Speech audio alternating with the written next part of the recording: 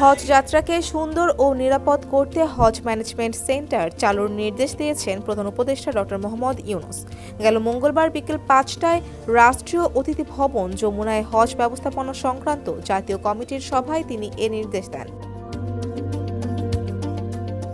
প্রধান উপদেষ্টা বলেন, পবিত্র হজ পালন সহজ করার জন্য মহান আল্লাহ আমাদের সবাইকে একটা সুযোগ করে দিয়েছে। এই সুযোগ যেন আমরা সর্বোচ্চ কাজে লাগাই। একজন হজ যাত্রীও যেন কোনো ধরনের ভোগান্তির শিকার না হন, সে প্রচেষ্টা থাকতে হবে।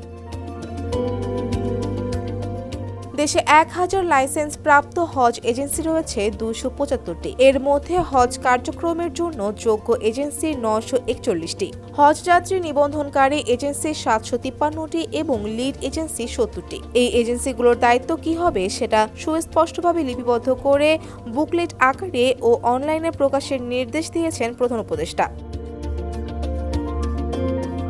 তিনি বলেন, সরকারের দায়িত্ব হলো এজেন্সিগুলোর দায়িত্ব পালন যেন সঠিকভাবে হয় তা নিশ্চিত করা। দায়িত্ব পালন না করলে কঠোর ব্যবস্থা নেওয়া। পুরো হজ প্রক্রিয়া হতে হবে সহজ ও স্পষ্ট।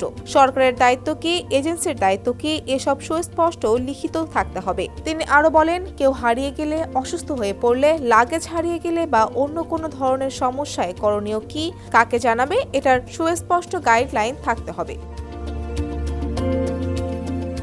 ভবিষ্যতের কর্মপরিকল্পনা ঠিক করার জন্য কল সেন্টারে কী ধরনের অভিযোগ আসছে সেগুলো মনিটরিং করারও নির্দেশ দেন প্রধান উপদেষ্টা। তিনি বলেন, কী ধরনের অভিযোগ আসছে সেগুলো লিপিবদ্ধ করে ফেলতে হবে। এর মধ্যে কতগুলো সুরাহা হলো, কতগুলো হলো না, সেই তথ্য থাকতে হবে। এই অভিযোগগুলো যেন পরের বছর না আসে সেজন্য আলোচনা করে সঠিক পদক্ষেপ নিতে হবে।